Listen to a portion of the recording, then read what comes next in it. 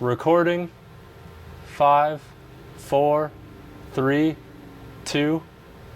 Well.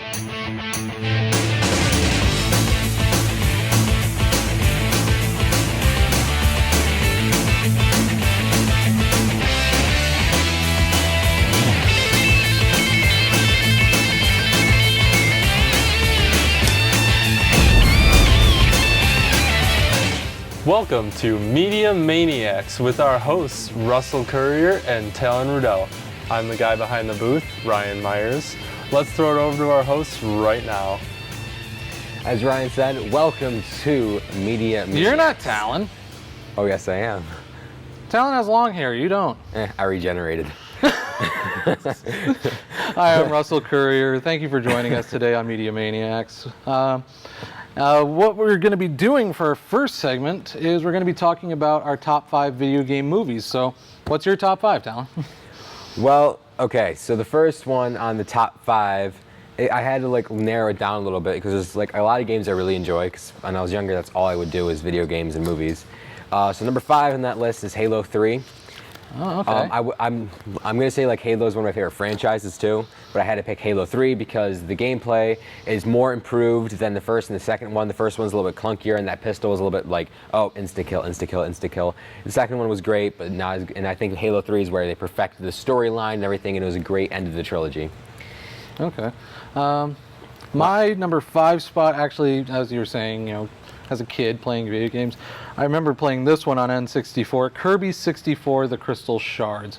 It was such a fun game when I was a kid, and I remember I actually bought it not too long ago at a game store in Romeo, and it was like $20. It was worth every penny just because it had all the, the classic Kirby stuff, yes, but it was in a 3-dimensional multiple level packs, which I love, and when you take the powers from other people, you make these weird combinations, all of a sudden you have a fiery sword, or all of a sudden you have ninja shuriken or something like that. That was one of my favorite games as a kid. Yeah, and it was a good game you could play with friends too. Yeah. So. Okay, right. And so then my number 4, going off a little bit of the genre, is Fallout 3. Okay. I loved Fallout 3 and Fallout New Vegas. I haven't been able to play the original ones yet, and I can't wait till Fallout 4. I am so stoked. When that announcement came on, I was crying out of excitement. I love it because it's open world, but hardcore gamer. It's Fallout.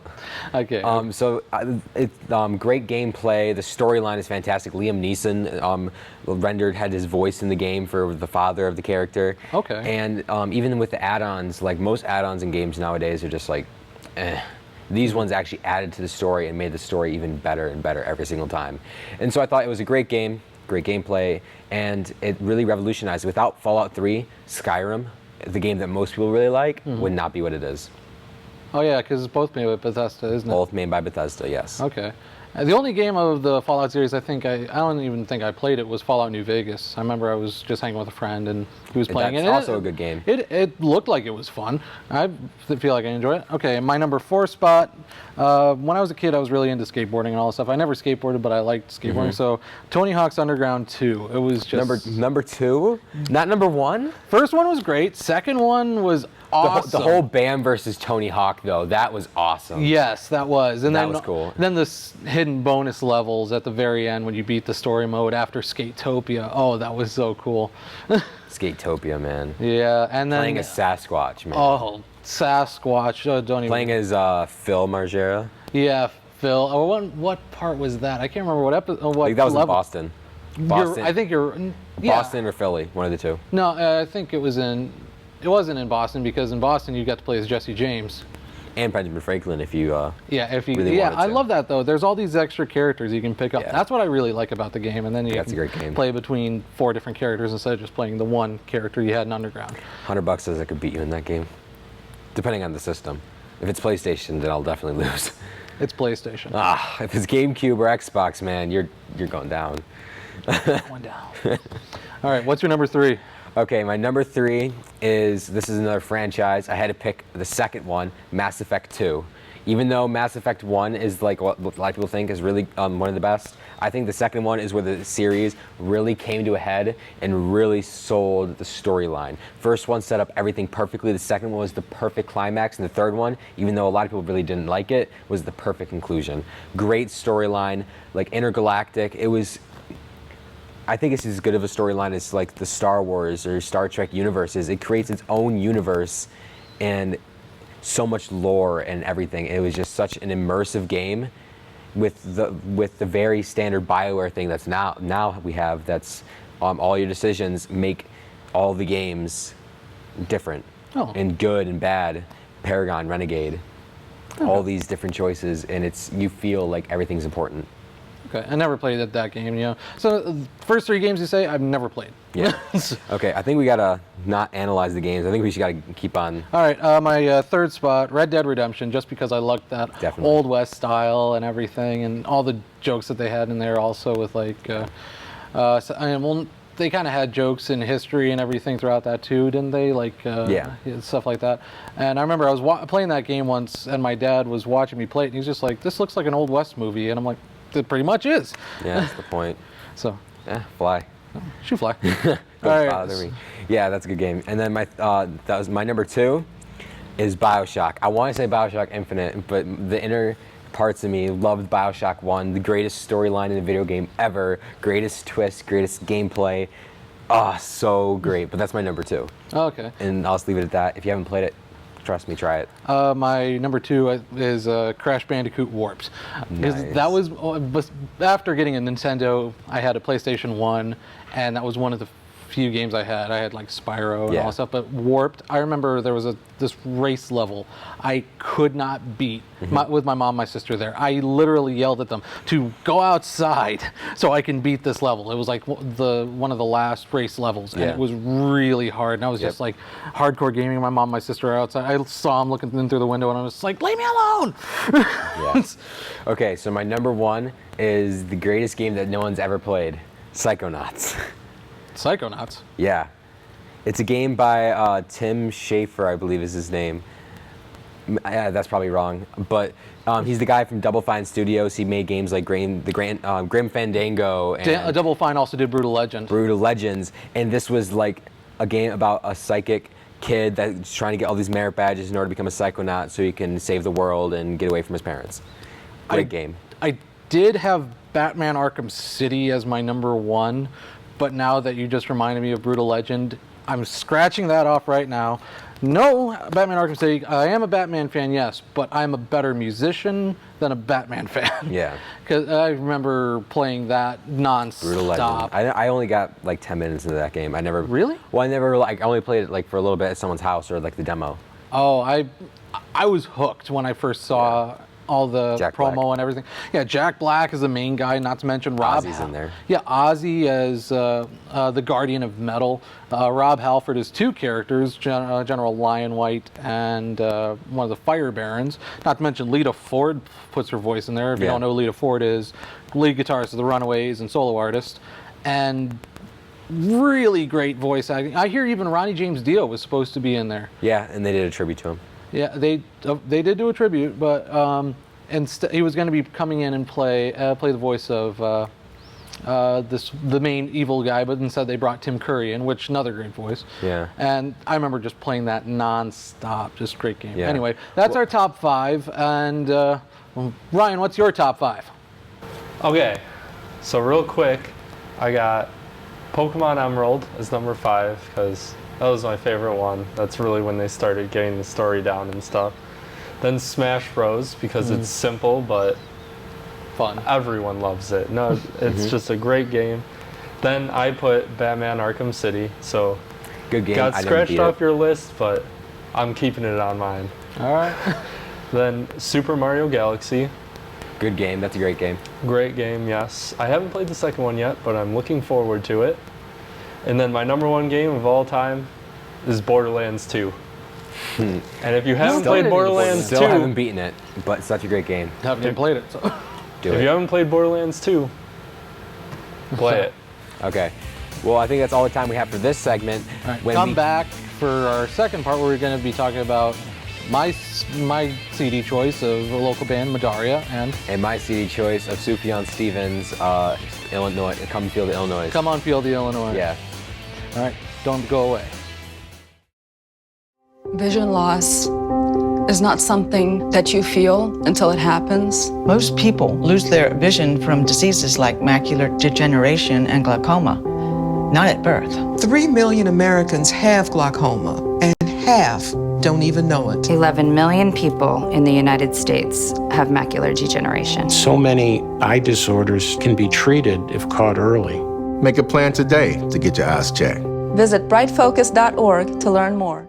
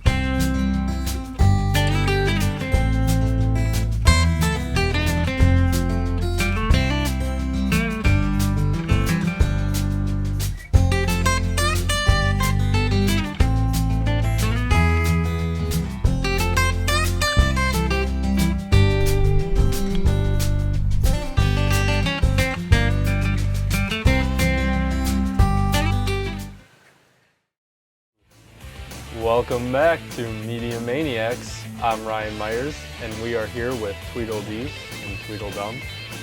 Let's send it back to them right now. Which one's Tweedledum? You. I am not. What? Yes. Why am I Tweedledum? Because I said it first. All right. Okay, so we're going to be talking about two different albums this week and kind of cross-comparing them. One from a local band that Russell picked out, Medaria. I've been friends with these guys for a while, actually. Two of the people from this band were in a band with me back in high school. Nice. And it was really cool guys. And I actually roadied for them when they first started out, when they were calling themselves Volatile, spelt Vull. ATYL. Let's listen to 30 seconds of their song One Thread.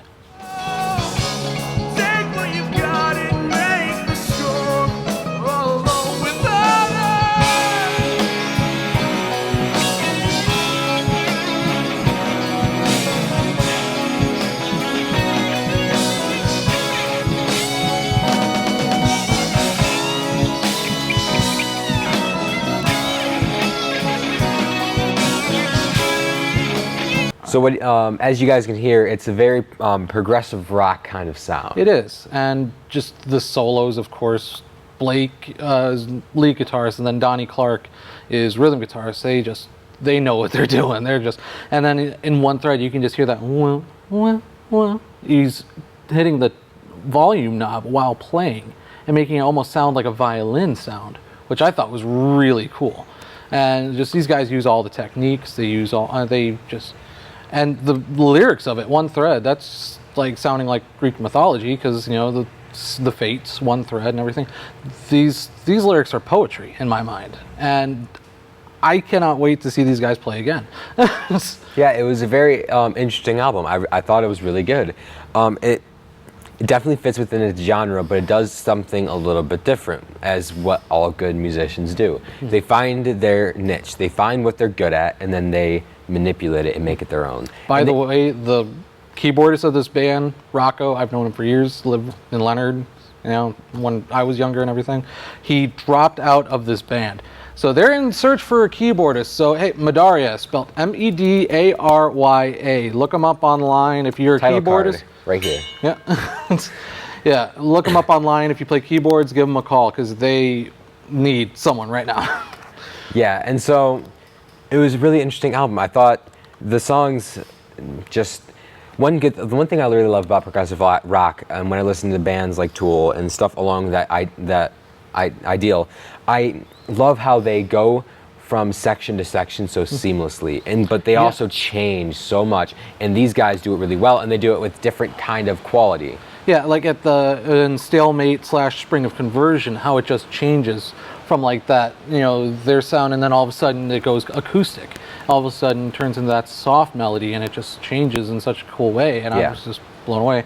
Also, one thing that blew me away, there's a special thanks in here, and as I just said a minute ago, Blake and Rocco and I were in a band years ago. Blake put a special thanks to my dad for musical inspiration growing up, and he's naming out people, and then he puts my name in here. He actually thanks Austin Werdine, who was the drummer of my band, and Russell Courier, as well as music teachers from high school, for inspiring me to be a musician. I was just like, this guy was better than me when I first met him, and he'd only been playing for 2 years. Yeah. And I was just surprised that I inspired him. Yeah. And so Russell suggested this album, and then I was like, well, I really don't know a lot of progressive rock bands that are new that I'd be able to suggest. So I was like, well, I'm going to try something a little bit different. So I suggested Sufjan Stevens' Illinois, or Illinois. Come on, feel the Illinois. Yeah, because the title on the album cover says "Come on, feel the Illinois" with an E at the end. Which I thought was pretty cool. And the album cover is awesome. And it's really cool. In the back of the album, if you get the vinyl, if you look at it online, like the inside, the artwork is beautiful. Oh. And the song, it's a concept album about Illinois. Originally, he came out with an album called Michigan because he's from Michigan. He was born in Detroit. Then he grew up in Petoskey, all the way up north. And he was going to do a 50-state album per state. It was a joke, and he revealed it was a gag a couple years later. But the whole album is about Illinois and the culture there, and it's really great. And pardon if you hear the rain. It's actually raining like a storm. It's a warehouse here, so. Yeah. So let's hear 30 seconds or so of your stuff.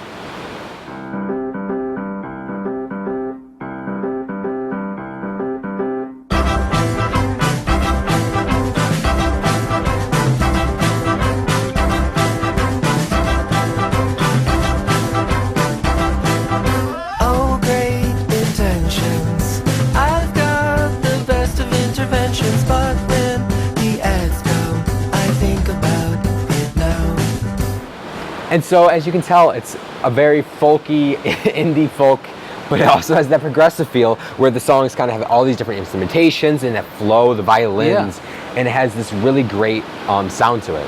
Yeah, it did. I listened to it all last night, and I was blown away. This was like something, just as you're saying, the melody, the violins and everything is just really cool and just flowed nice. My favorite one is the title track on that album. The Come On Feel the Illinois. I love the sound of that. But when you first hear the first song in there, it almost sounded familiar, like I've heard it in a movie before. Yeah, it has that. The best thing, one thing that I love about this album is the way that it ebbs and flows. And there's some albums that I can say that to, and there's some that can't. Even some of my favorite albums, like The Big Come Up, which we reviewed our first episode, it doesn't have that. It's song by song by song. This album, even more than some other concept albums, starts off with duh, and then it ends with that ending curve and fades out, and it's one piece of music. The album itself is a piece with miniature cuts in the middle. And one of my favorite songs, the whole John Wayne Gacy Jr. thing, which is about the serial killer, is just beautiful, even though it's somber and sad, and everything about it is creepy. Yeah, it's such a great and beautiful eeriness song. And everything. And with a concept album like that, I would listen to that just when I'm on a long drive or something, because it just keeps going from beginning to end. That would just be something, or just on. Next time I go on a road trip, I'm going to try to listen to Michigan, because I'm going to be in Michigan listening to Michigan. I don't know. Nice. So meta, right? But yeah, and so both albums have that different feel to it, and that's why I suggested it, because they're both similar in the way that they have that flow, they have that thing. And if you haven't listened to either of them, check them out, and then you can really see. Well, they already listened to 30 seconds of each. Well, I mean, I know what you mean. Listen to the entirety, because 30 seconds is never enough. Yeah, exactly. So, yeah, you can pick this album up from their Facebook page. Just message them, $10 a piece. That's what I paid mine for. I'm surprised I had to pay for mine, because I've been hanging out with them for years. I'm surprised they made me pay. They need money. Well, yeah, starving artists and all that. Yeah, I can relate. And then if you want, you can find the other album on Amazon or any other website affiliate of Sufjan Stevens. And I think that's all we have to talk about for this segment, unless you really want to like analyze the music. No, I'm not in the mood for that. What I am in the mood for is talking about Apocalypse Now, which we will do next. All right, don't go away. OCTV brings you some humor to relieve the excitement of local meetings. Watch Elgin and David explain the local politics with Minutes by Minutes. Weekdays at 11:30 in the morning and 10:30 in the evening, keeping it local. I'm Elgin Nichols.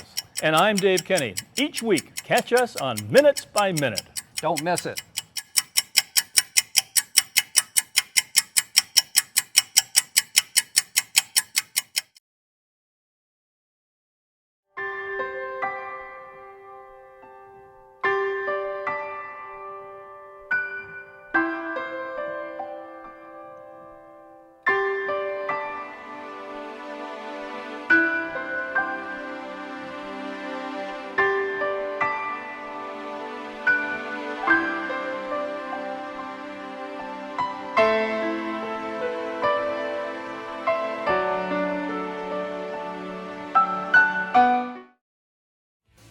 Welcome back to another edition of Media Maniaxe.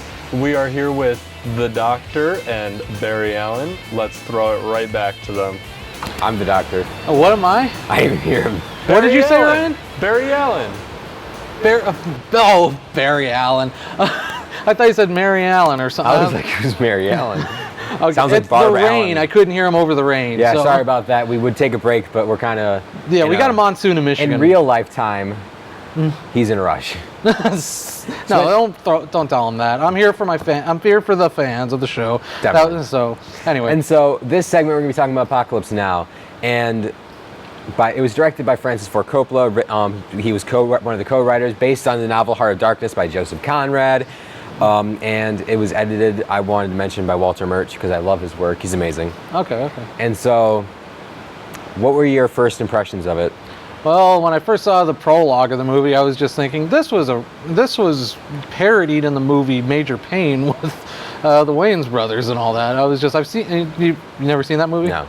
Oh, they did something jokingly like that, where he's in his room just having that dialogue. That's one thing I did like about that, the monologue of Martin Sheen throughout the movie. I really enjoyed that. It draws you in. Yeah, it does. And weirdly enough, that was done as an afterthought. Really? Originally wasn't going to have it. If you haven't seen it, there's actually a movie called A Heart of Darkness, a filmmaker's nightmare. It's a documentary that was filmed originally by his wife without him knowing.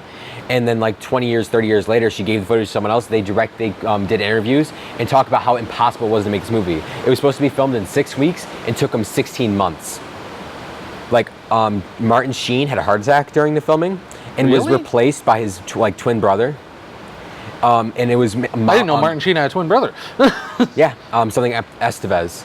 Oh yeah, Estevez. That would make sense, because if people don't know, Martin Sheen's two sons are Charlie Sheen and Emilio Estevez. Yeah, exactly. And so the movie was like impossible to make. And then Marlon Brando showed up late, 80 pounds overweight, didn't read the script or the book, and refused to learn his lines. He had all his lines done through earpiece and made them do all of his shots in half shadows. I was wondering about that. It kind of added to the creepy factor, just seeing him in shadows. Marlon Brando scared me in this movie. He did. I was just seeing him, and when he finally comes out from behind the shadows and leans in, I was just like, oh. Yeah, and that's the thing about this movie. It's one of those movies, even if you don't like it, you appreciate the real raw emotion that it elicits from you, because it is a really well-filmed movie. And the weird thing is, like, I actually wanted to bring this as an example. This is In the Blink of an Eye by Walter Murch, the guy that was one of the main editors and the sound editor for this movie. Okay. And he says that, like, the Ride to Valkyrie scene where they're in all the helicopters, that was shot with 8 different cameras, approximately 5 different times, and each one, it took 11 minutes of footage in one mag, and then they reset it like a wind-up toy, and then you do it again. That was almost 8,000 feet, almost 2 hours of footage total, and there was only 10 minutes of the movie. Yeah, and Robert Duvall, when you see him in that scene, I really enjoyed. At first, I thought that was Robert De Niro because of the nose and the hat and everything. I couldn't really tell. But then I'm like, oh no, that's Robert Duvall. And one scene I liked in that movie was that one where there's that one Vietnamese soldier covering his stomach because he got hit and everything, and he was saying he'd eat, any man that's willing to be, yeah, that line without giving too much. It's just like the characters in this movie are like. Best way to describe it is Coppola himself said, this movie isn't about Vietnam, it is Vietnam. Yeah, that. It's Wow. if in my opinion, I think in a lot of other people, it's just the most accurate movie that deals with the topic of Vietnam. And when you first see that scene where they're just bombing everything, and when they're first attacking in that scene, I was kind of sad because you see, these people are at peace. These people are, just doing their daily things, and then all of a sudden, hell breaks loose. Yeah, but then you also see the whole guerrilla war aspect. The whole, it's impossible to win, and that's something that's kind of brought up in the and you'd have to be crazy to try and win. Exactly. And so this movie kind of got me thinking. You're questioning everyone's sanity in this movie. Like Robert Duvall, you kind of thought he was crazy at first because he's telling one guy to go surf, and I was just like, what? Charlie don't surf. This movie is also full of any war movie after this has referenced it. I'm sure. And one thing I love the smell of napalm in the morning. Smells like victory. And then one thing I thought was funny is Arlie Ermy made a little cameo. Arlie Ermy, you've never seen Full Metal Jacket. Full Metal Jacket was made after this movie, but Arlie Ermy, he was known for movie 7. He was the chief of police that was in that movie. He was also known in Full Metal Jacket as Gunnery Sergeant Hartman. Okay. And I was noticing he was the helicopter pilot in that movie. Nice. when they were storming the beach and everything. I was just like, I recognize those eyebrows. That's Arlie Ermy. Yeah, and actually Coppola makes a cameo himself. He's the TV director that says, "Don't look at the camera. Don't look at the camera. Keep on going. Look like you're fighting." I saw that. And then Martin Sheen's just looking at him like, "Are you crazy?" And I was like, "Oh wait, no, I am." I don't think that Martin Sheen was crazy, but that's more of an analysis, and that kind of gives away too much of the movie. Well, at the beginning, you kind of get the feeling that he's crazy. During the prologue and everything. And in the first segment, he's just kind of, I guess you could say it's crazy, but he's on the brink of sanity. He's on the brink. Yeah. I did enjoy this movie. I just didn't think it was as good as like Full Metal Jacket, but towards the end, when you see Dennis Hopper, I kind of like Dennis Hopper's character, which I did enjoy this movie. Yeah. And I don't know. I think it's also one of the most beautifully shot movies ever. Like, I was watching it and I was like, whoa. And especially just the way that it goes together. Like, they did a redo in 2001, I think it was the year, and it adds another 60 minutes of footage that was never seen before. And there's even a 6-hour cut of the movie. You can't find it. It's illegal to own because it's never been released. But if you really wanted to, you could probably look it up and find it. And there's a 6-hour cut that they made. Hey, wait. Don't be telling our viewers to break the law, Talon. I'm not saying, I said if you wanted to, you could. I'm not saying to do it. I'm not gonna do it. But that's still saying, you're just told them that there's a 6-hour cut and it's illegal. If you want to watch it, check it out. You're just telling people to do it. No, it's like, if you want to try something, try it. I can't stop you. Do what you want to do. Influence. Apparently my laissez-faire way of life is getting attacked. All right. Well, anyway, I give this movie a thumbs up. Even though I would give it thumbs up all over the world. Thumbs up. Full Metal Jacket, up here. Well, that's to be seen. You need to see Full Metal Jacket. Yes, I do. Anyway, that's it for Media Maniacs this segment. Thanks for joining us. I'm Russell Courier. And I'm Talon and Russel. All right, we review everything, and we're just crazy enough to do it.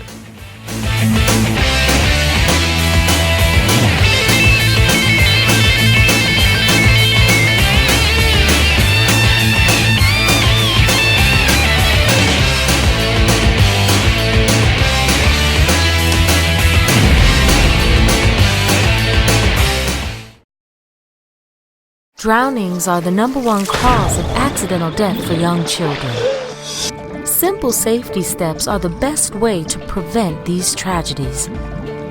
Make sure kids learn how to swim. Designate an adult water watcher to watch kids in and around water. Save the phone calls and texts for when the kids are out of the water. Properly fence all pools with fences at least 4 feet high and with self-closing, self-latching gates. When above-ground pools aren't in use, remove the ladders. When pools aren't in use, cover them. Teach kids to stay away from drains. And if a child is missing, check the pool or spa first. Consider the steps you take, then add a few more. Because you never know which pool safety step will save a life. Until it does. Simple steps save lives. To learn some new ones, visit poolsafely.gov.